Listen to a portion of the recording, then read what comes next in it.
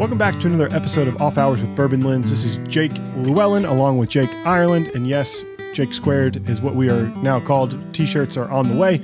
And we're excited to have someone who has visually stunning product. And if you don't own one of their products yourself, you probably need to go and check them out at High Camp Flask. So we have co-founder Nic Barisone. Did I get that right? Barisone. Oh, you need to go get my meatball and get my hand out to like get Italian going here. Barisone. Yep, exactly. Yeah. Oh man. Now the question is, right off the bat, do you make pasta? You know, I actually am on a massive pizza kick, and just bread in general. So, not pasta yet. I have made pasta. Like I make gnocchi quite a bit, but pizza's been where my every time I'm not obsessing about work, it's definitely about some sort of dough. I could get in on that. There's a place on Diners, Dive-Ins, and Drives that I just saw. Everything relates back to food with me. They had a nice, like a couple Neapolitan pizza places in the Bay Area that were highlighted. So definitely something I want to do is go to the Bay Area and have pizza, which I didn't know I needed to do.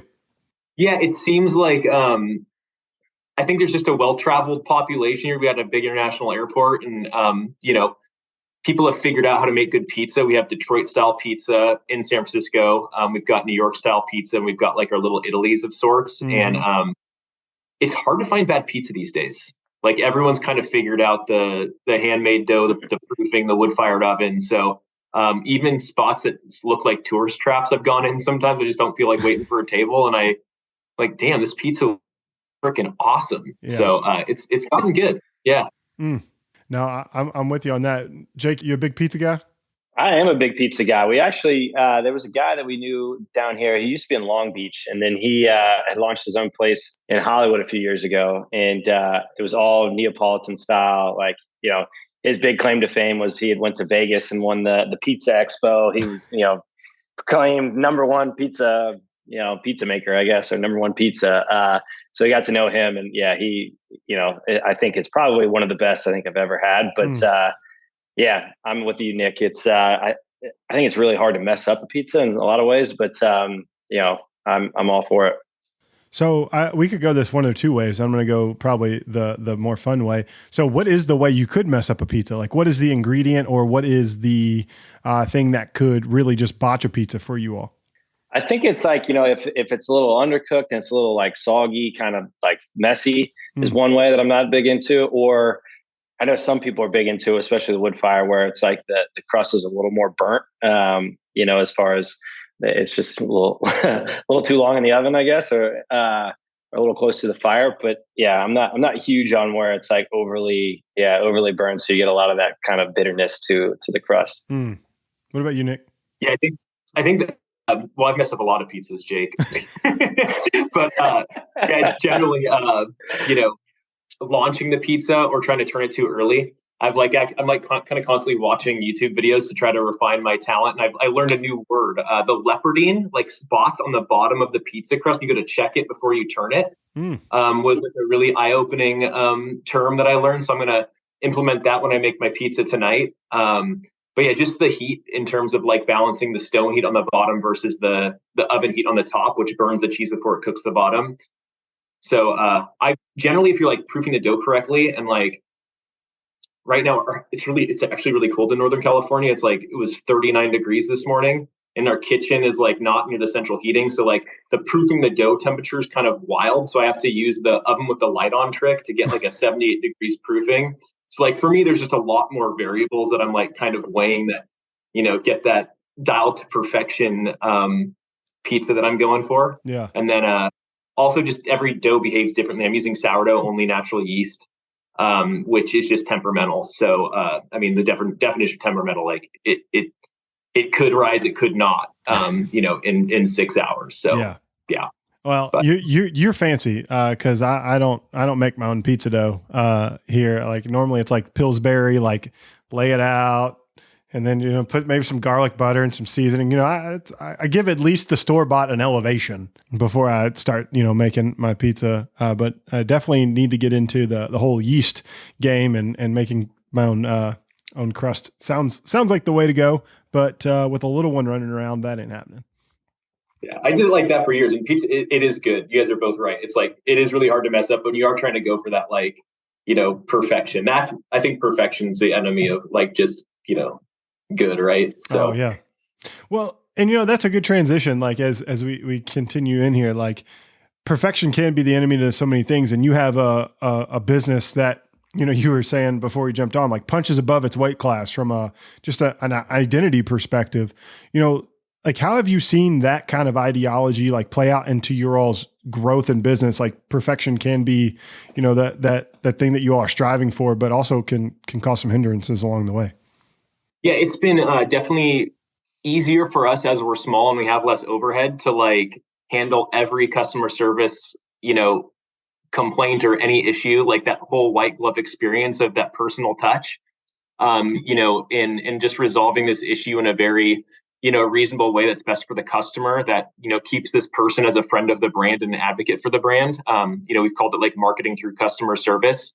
But yeah, it has been really tough these past 3 years. We have not been personally able to go to the factories to inspect the goods ourselves. We're relying on a lot of other people who are not invested in our brand as we are, and our customers are. So it's definitely going to be one of these things where there's a lot of opportunities to get better, but it's also going to be hard to maintain that as we grow and have more employees. And when I hand off the actual customer service role to a customer service manager versus answering every email myself, which I still do today. So yeah.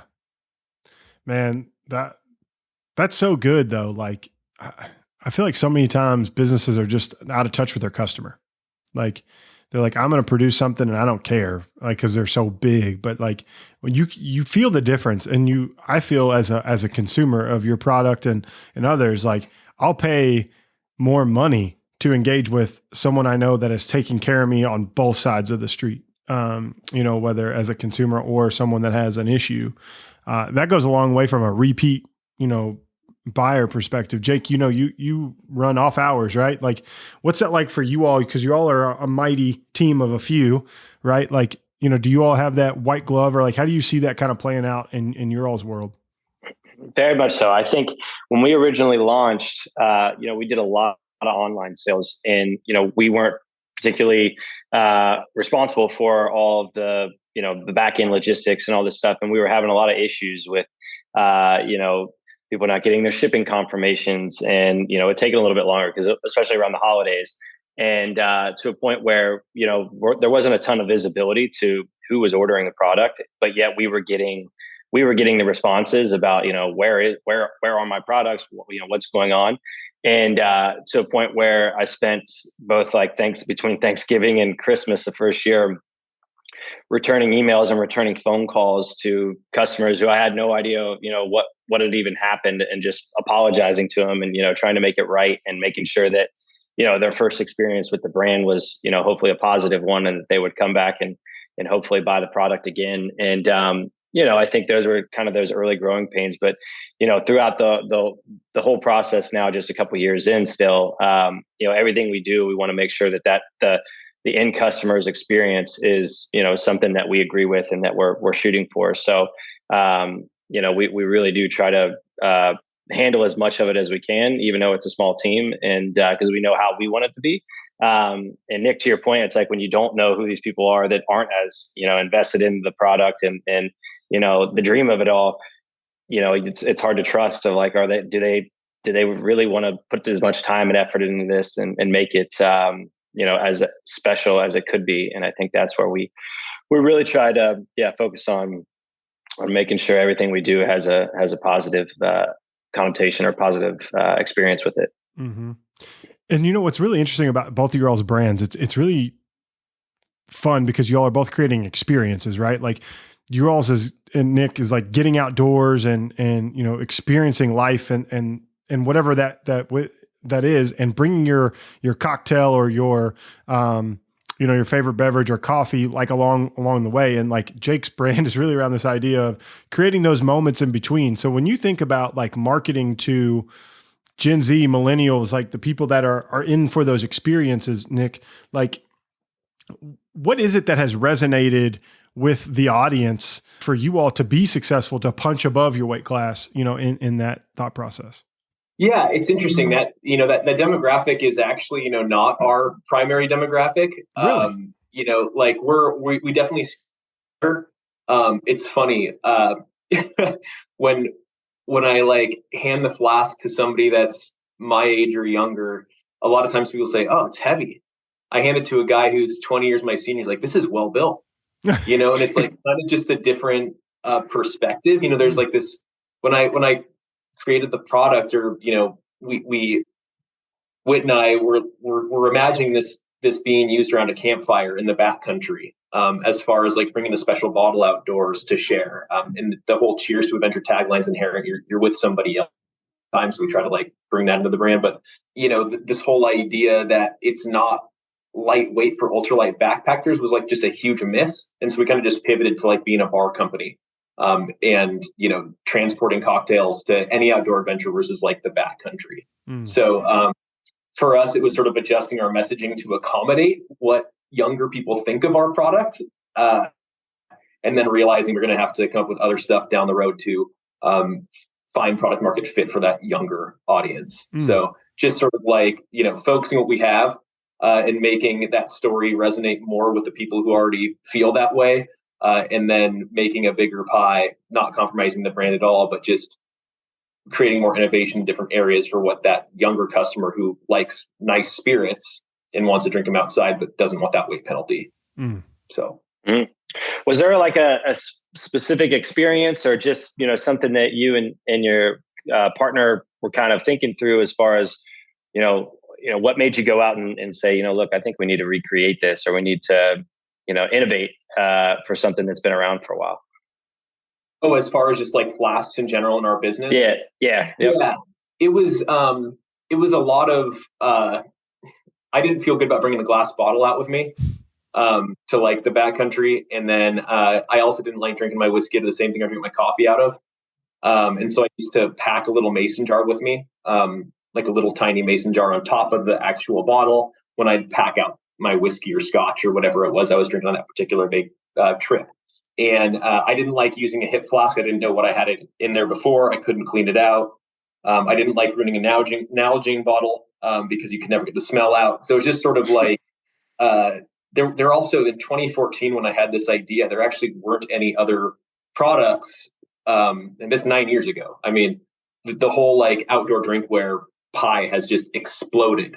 But, we started developing this right at the very beginning, before there was, a corksicle bottle that was 750 milliliters. But we really wanted to design something plastic free, because there were other people starting to get there, but it still wasn't plastic free, designed for spirits in a way that we thought made sense, as far as not imparting flavor from one spirit to the next. So, and then there also the inherently sharing aspect of drinking. There's like the pass the flask, but you can't do it all at once at the same time if you're like doing the old campfire pass the flask game. So the 2 tumblers was really like, this is how we're going to enter the market. This is how we're going to be different. But we do think there's still tons and tons of innovation in flask, which you guys will be seeing over the next couple of years, decades. That's cool, exciting. Yeah. That's a tease.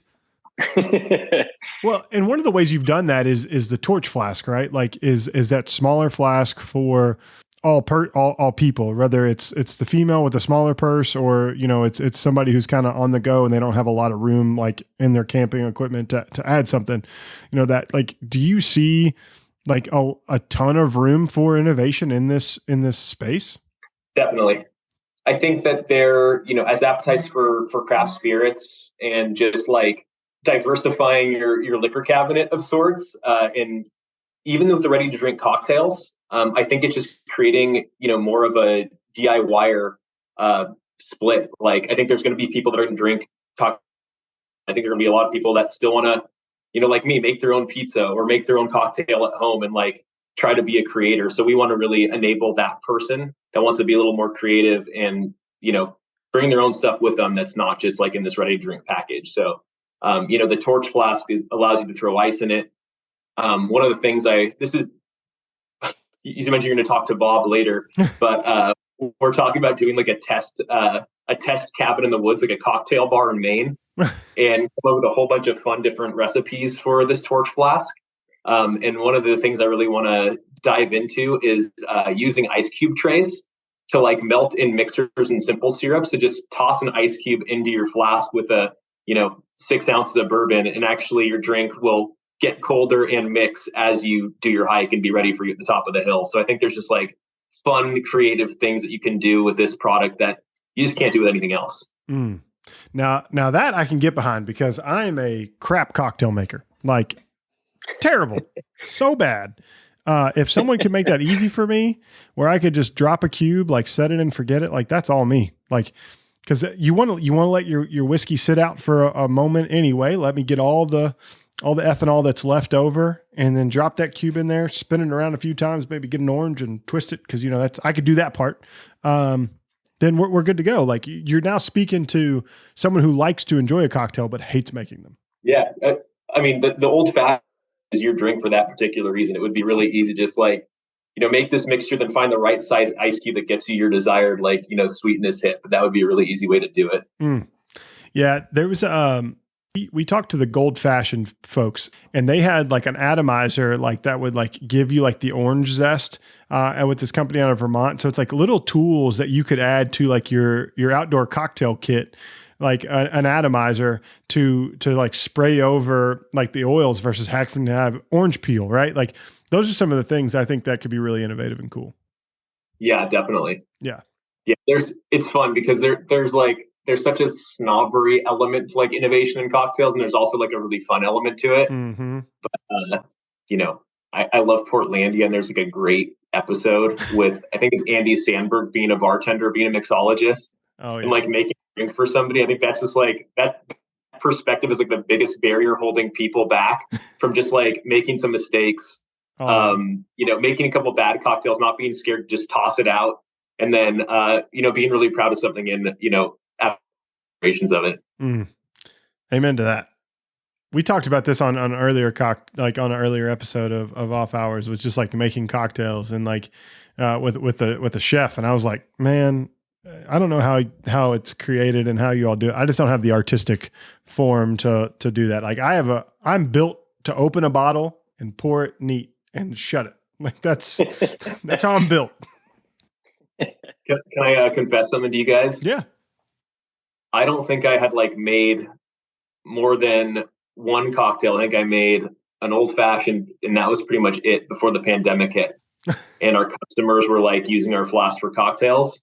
And then I just like went on a full blown, like got all the Death & Co books and just like became like an amateur bartender, which was really fun. But then I had to like stop drinking cold turkey for like, a few months, because you just start like the iteration process can get really dangerous on your Monday through Friday.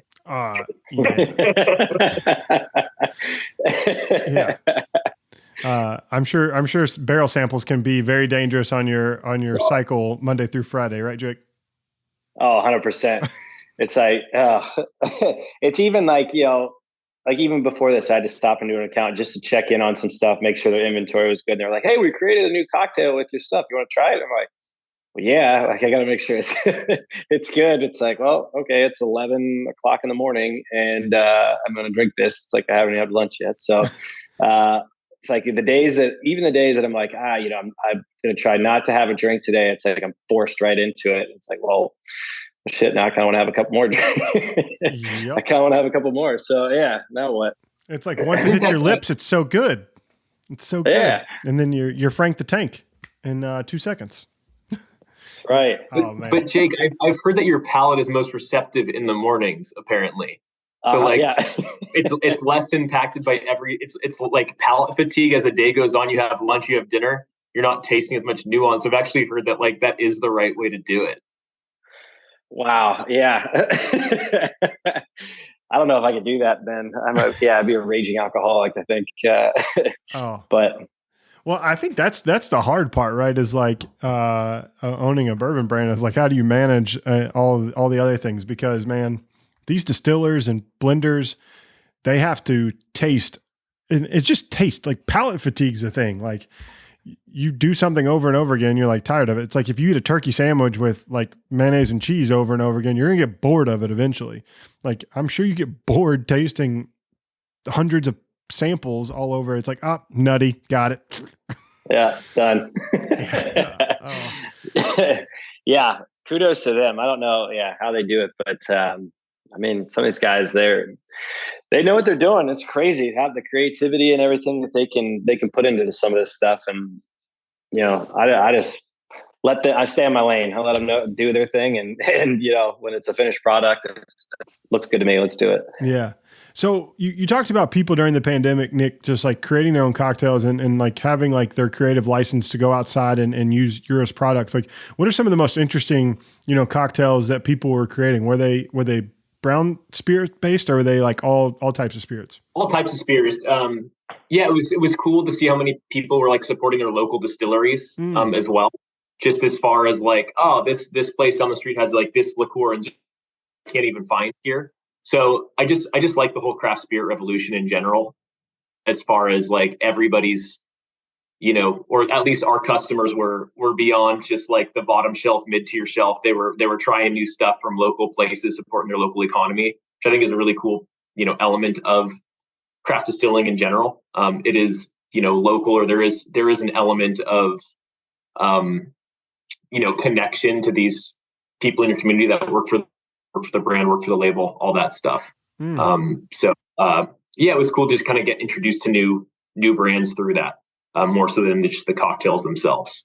Yeah, no, I think that's pretty cool because, man, the whiskey market has boomed since COVID. I think you see more people that have done that. Like right during COVID happened, like we got introduced to Old Potrero, which I would have never tried. Like, it's a Bay Area whiskey, right? Like 100% malted rye. Like it's unique. It's different. And, Bruce is a really cool dude. Right. But like, I would have never done that if we didn't expand, the Bourbon Lens podcast to look at all the different distilleries. I probably wouldn't have, connected with Jake if we weren't looking at other brands other than heritage brands. Cause you can cover content on them all day, every day, and twice on Sunday, but that gets repetitive.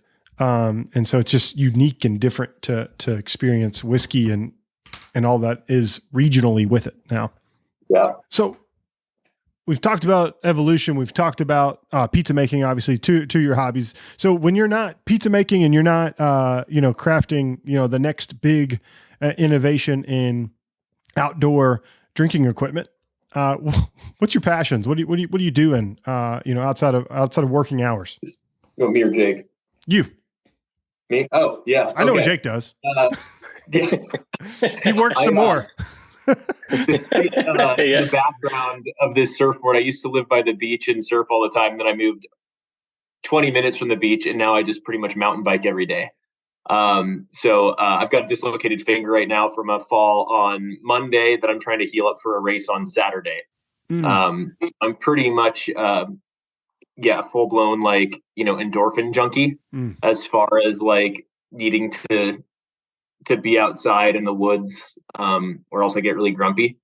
I've got my social network up here is all people that I ride with. And then on Tuesday nights, we're actually entering bocce season. So I got involved with a bocce league. We're the youngest team by about an average age of 50 years per player. And we just absolutely love it. It's like the best vibe you've ever experienced. It's like you roll up to this oasis of bocce ball courts in downtown San Rafael. And then there's, our team, which is a bunch of 30-something-year-olds. And then everyone else has been retired and playing bocce for 20 years. And they're parts of the daytime leagues and the evening leagues. And everyone brings a spread of wine, pizza. You can order food in this place, and it's just like a total vibe. So, it's morning rides, afternoon rides, and then bocce on Tuesdays. That's amazing. Oh, that's so great. Club. Oh, bocce. Like I just things I wouldn't think of to sign up for, like bocce ball. It's like if someone said, "Hey, we're going to join a shuffleboard league." And I'm like, "All right, I'm in." I don't know what I'm doing, but sure. I feel like the best thing to do in life is just say yes when you're not sure and it's with a group of friends, right? Yeah, this is it's actually like it was put together by one of my neighbors who I'd never like actually hung out with before. It was like through a friend of a friend. And now we've got this like great, network of guys that are kind of relegated from the city to the North Bay, which is where everybody ends up as soon as they start a family. And so it sort of created a new social network for us up here of like, you know, people who get together on happy hour, like people that want to just quit work at 3:30 on a Friday and hit the local, you know, cocktail bar. It's been, you know, that sort of a vibe. And we did one full season. It's actually like the English Premier League of sorts, where there's like the big league, and we just got whomped the first league. And then we came back in the summer league and we ended up winning it. And we went up to the advanced league. And then we were like fighting to not get relegated back to the big league in the last game of the season. We had to like, you know, beat this team 3 games this year, then have other team B and, you know, other team C, like, you know, win 2 out of 3, but not 3 out of 3. So it was like, I don't know. It's pretty incredible. Oh man. That's like, when my buddy signed me up for, pickup basketball, and I'm like, sure, I'll play. And he put us in the B league. I'm like, oh, B, I'm competitive. And like the B league was like all like the kids I played high school basketball with that were actually good enough to like go play Division III basketball. And like the A league was like retired college ball players. And like one of the games we had to play an A league team, and we literally scored 20 points. 20 points. It was like 75-20. It was miserable. Like after that, my competitive basketball days were over. Like I don't trust you to sign us up for the right league ever now. Mm-mm. I remember intramurals, people would always sandbag. It was like the C league or the A league, but the B league was everybody was sandbagging and actually wanted to just win the league. And it was like, these are your 2 actual options, because everybody knows who's in the B league. It's all the sandbaggers. But who knows? I think it's different everywhere. You got any good intramural stories, Jake? Oh, we had at IU our softball intramural team. We won it, I think, like junior year. They had like spring and a summer. So we won both those, and then won it again our senior year. So junior year, senior year once was like 3 straight, and then our flag football team we lost in the championship. And we actually, my neighbors at the time, there was just a group of guys that all knew each other, and we wanted to play in the league that was all the fraternities. And none of us were in a fraternity, so they created their own fraternity to basically make sure that we could play in the fraternity leagues for intramurals. So yeah, but we made it to the championship of the fraternity league, and we got beat by I don't even remember who it was now, but it was a good game. But yeah, those were the heydays. I feel like now I did a few years out of once we got out here where I did softball and some pickup basketball and stuff, and now it's like definitely less physical exertion and more standing around having cocktails. So less opportunity to get hurt, I guess. Oh, for sure. It's like when the kickball league that became popular here too. It's like you brought your cooler of beer with you, so you like jogged around the bases with your cooler with your whatever beer you like, and you're like, you hope you don't spill too much of it as you're trying to run to first. Oh man, we used to play in college too, where exactly. We used to play it in college. I remember when Little Five was going on in Indiana. Yeah. That week was just a huge party week, and we'd play kickball in our parking lot, and you had to fill up your cup. And by the time you made it, so you had to start your at bat with the cup full, and by the time you made it around the bases to home, it had to be empty. So it would be like this big, everybody'd sprint around, and you'd like round third base, and then you'd have to like, everybody would run into each other and everything because you're trying to finish your drink before you touched home plate. Oh boy. Yeah. A total disaster. Oh, gotta love it. Oh man. That's, the things we do when we're younger, right? Like it's crazy. Like people always say like, oh, like I feel old or whatever. Old is a relative term. Like it's when your body just starts to naturally do things you don't want it to do. Like at 30, like I popped a kidney stone. I'm like, this is what aging is like. Like I have a doctor, like I have to go to the hospital and pay this medical bill. And then I just have to take Flomax because like, I got to get it out. And so it's like then it becomes a dude thing. It's like, do I want to take pain medicine for this or not? Like, like my wife pushed out a kid. I don't need to take pain medicine. Boys, you ever have a kidney stone? Take the pain medicine. Just that's my piece of offer or my piece of advice to you all, because it is miserable. But yeah, 30s when I started to notice like things don't add up the same way that I did. And they're like, athletes are like, oh, I'm in my prime. I'm 35. I'm like, I don't know what prime you're in, because I'm not in that. Nope. You're one injury away from your prime. I feel like you can hold on to it to get that one injury, and then it's just like getting back. You're chasing a ghost. Oh yeah. Like my son was outside, like we were like playing like on the basketball goal, and it was 10 foot. I'm like, I can still touch the rim, right? It took everything out of me, and I was sore for a day just jumping one time to try to touch the rim. I'm like, have I gotten that out of shape, like that I can't jump and touch the rim anymore? Like, good night. Like my son's gonna think I'm a bum by the time he turns 13 and probably dunking all over the place. Oh, that's incredible. It is. And it's so crazy how fast it goes. Like, it's like it was there one day and then it's gone the next. 100%. It's how quickly too. It's like, I usually do a pretty good job of exercising and being pretty active. And it's like, if you get that injury or just, work or family life gets a little crazy and you don't get that opportunity, how quickly everything falls apart. It's like, I was doing this 2 weeks ago and now here I am back at square one. And that much tougher to hold on to. Oh yeah. I don't know how old you are, Nick, but I'm just assuming you're in the same vicinity as us, and it can be rough. Sounds about right. Yeah. I just go to the other side of 35. So yeah. Yeah. Yeah. It's all fun and games until it's not, right? Yeah, exactly. Speaking of fun and games, I just heard my son come into the house, and he's never quiet. So that was pretty impressive that I heard him over my headphones in this conversation. So we're talking about life in general and, getting outside and biking and recovery times. What are, like, for people who've never been to San Francisco, like what is that like in that outdoor nature life? Because like in Kentucky, right, you can escape to the woods in the mountains like within an hour, and no one can find you if you go. Like, what's that like living in a city but having some of those outdoor activities pretty close by? Yeah, San Francisco's, I think, pretty unique in terms of like being surrounded three sides by water and by everywhere with mountains. But where I'm at, right now in Marin, there's just like kind of endless trail options, and just I could go to Tahoe on the weekends, like a lot of people do this time of year, but surf are also in the winter, so it's a matter of chasing a swell versus chasing powder. I think I get caught up in like seasonal activities where I tend to just prefer sticking with the same stuff I can do year round. Out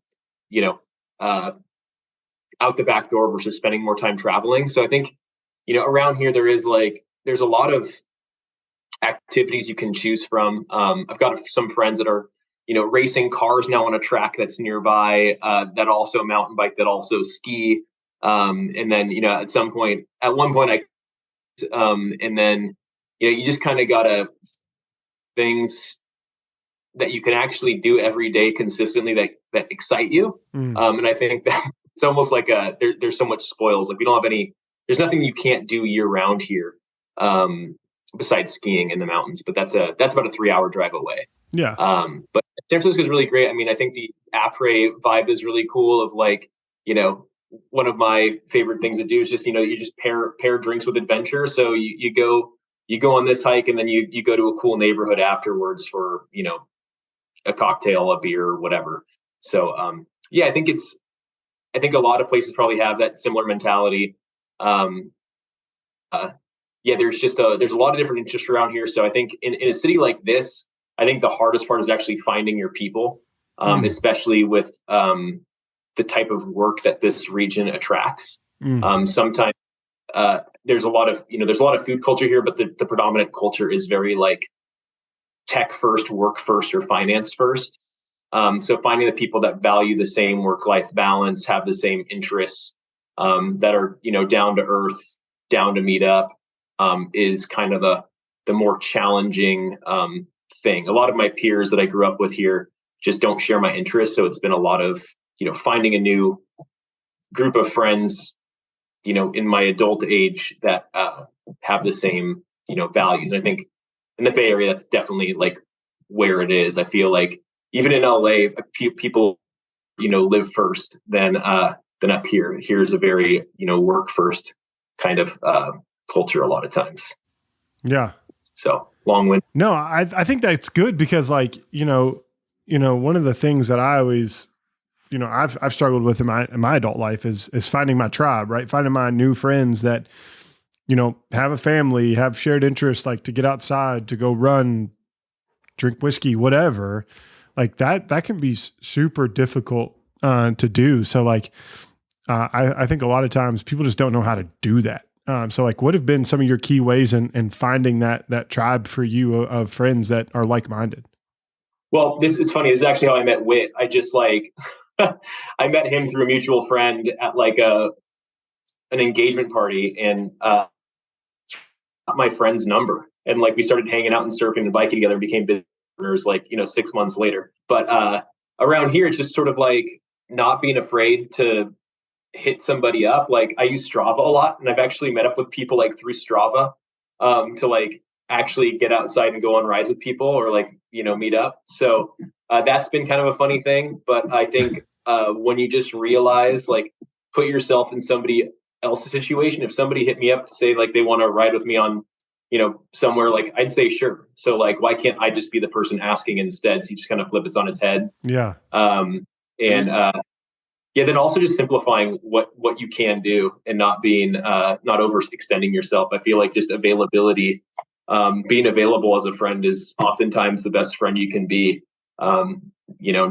Not giving time to everybody that might take energy away from you, but trying to spend more time with people that, I guess give you more energy, doing the things you want to do. So there's, I feel like I've simplified a lot of my social connections to combine my recreation and social life that have been really positive over the past couple of years for sure.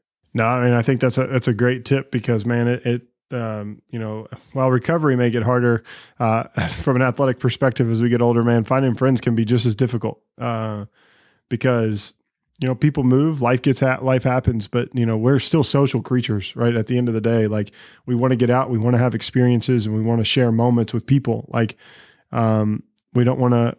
We don't do well as humans when we're just sat behind a desk and all we do is grind, or all we do is the same routine every day and we don't have any other human interaction. So I think what you're saying is spot on.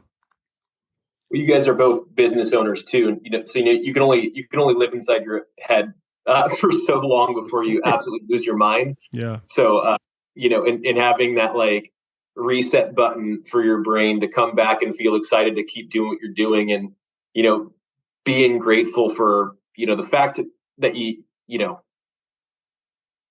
have all this stuff you can access, and you also control your own destiny, but it's also a heavy weight to bear. So I feel you really need to have that. And if you don't, you're really susceptible to just insane stress to the point of dysfunction, to the point you make bad decisions, to the point your business is, bankrupt. Well, yeah, because you're mentally and physically bankrupt along with it, right? You've run yourself ragged. So what more can you pour into the business at that point? Mm-hmm. Yeah, there's nothing. You can't think clearly. You're too stressed. You can't sleep. So, it's really important to just be able to have that social release and, recreation, accessible more than anything. Mm. And Jake, just so you know, we don't have to ask the last question because Nic already answered that for us with that last. I was I was thinking the same thing. I was like, man, the question that's always the last one here. He just hit the nail on the head. So we're ahead of the game. So the normal question is, and tying into Off Hours brand is how do you celebrate those moments in between? How do you get off the beaten path and enjoy life? And you just did that. And the best type of a guest is a guest that doesn't need a leading question. They just answer it for us without knowing. it pays its way back in gold when you take the time to appreciate, all the little moments. So that's what life is. It's in between work. Yeah, for sure. Lucky. You're exactly right. Yeah. So man, like this is great. Like I'm excited for innovation in outdoor experiences. Like as my son gets older, like I want to go camping with him and I want to be able to do those things, but I also want to be able to, have my beverage, and he can have his little high camp of apple juice. Cause daddy's got to have his daddy juice, and he's got to have, baby juice is what he calls it. So, I'm excited for what innovations you all have. And this has just been really great just to get to know you better, right? We've had interactions here, there, and everywhere, but it's cool for people to get to know the faces behind the brands that are creating these stories and these experiences for all of us as consumers to enjoy. So I really appreciate you joining this episode of Off Hours with Bourbon Lens, Nic. Yeah, for sure. Well, let's stay in touch. And Jake, Ireland, I got to tell you that you sent us one of the bottles of your bourbon, and I left it with my wife, who she generally is not the biggest bourbon fan. And I took off for a couple of weeks traveling, and I came back and she took it down. She loved it. So I honestly haven't had a chance to really, I think I took a sip with her the first time. It's like, I think you'll actually really like this, Sophie. Needless to say, there was one of many bottles in our cabinet, and she loved the bottle, loved what was inside of it, and all that. So thanks again for that. And I can't wait to keep doing that. I like the message. Of course. Brand, I like the product. So thank you. I love that. Anytime. That's the goal. I feel like if the wives are into it, then life is easier, and the husbands are typically going to like it too. So yeah, 2 for 2. Absolutely. Yeah. No, well, cool guys. That's awesome. Really appreciate this. Well, thanks everybody for listening to this episode of Off Hours with Bourbon Lens. We're super grateful to have Nic Barisone with us today from High Camp Flask. If you want to know more about them, literally go check their website out. It's great. www.highcampflask.com. You can even create your own custom product there. So it's really cool. Go check that out. And as always, if you want to learn more about Off Hours, go to @DrinkOffHours on social media. And if you want to learn more about Bourbon Lens, go check us out at Bourbon Lens on Instagram, Twitter, and Facebook. And until next time, cheers.